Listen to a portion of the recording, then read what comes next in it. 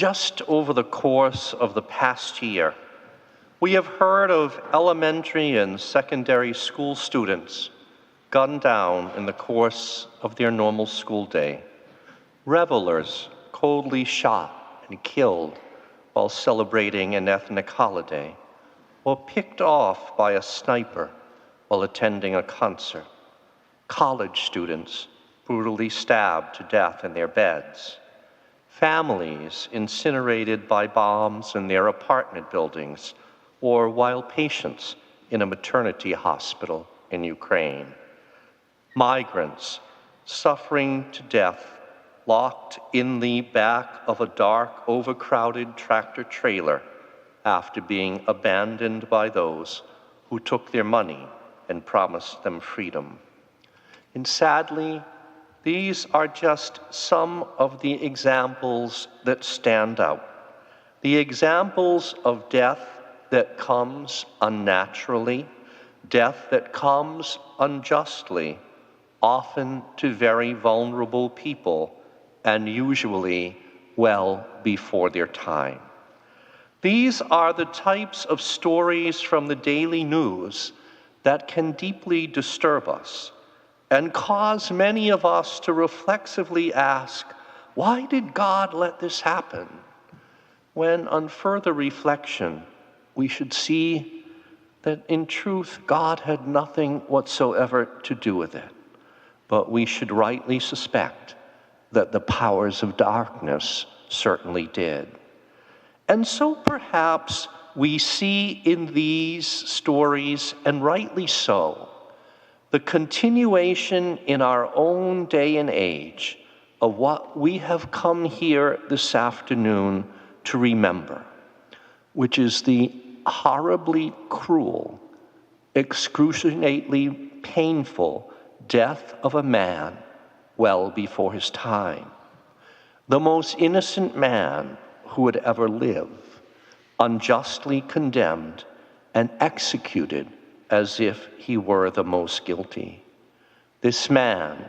Jesus of Nazareth, and if the account of his death is too frequently retold or commonly depicted, that we have become somehow accustomed to it, if the details of his untimely demise are far too familiar, such that they no longer really shock or disturb us,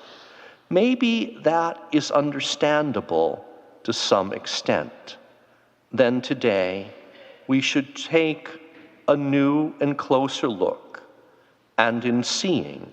then not fail to ask why God would let this happen to his only beloved Son. The answer to that question is so central to our faith, so very important, because the only unjust death for which God might rightly be seen as responsible is that of Jesus, his Son. Indeed, even though the why of that sometimes eludes us, we can be certain that the cross is essential in God's plan of salvation. So as we take a longer and deeper look at the Passion today, might we appreciate anew that the death of God's Son is the only means of redeeming from hopelessness every other unjust death that people would ever have to die. Indeed, to redeem these and every means by which life is coldly extinguished, and to do so by stooping to share in a death that could not be topped in its cruelty nor its injustice, and then to rise again from death to life without end. By means of his suffering and death on the cross, Jesus has experienced the extremes of human hatred and the violence that can flow from it.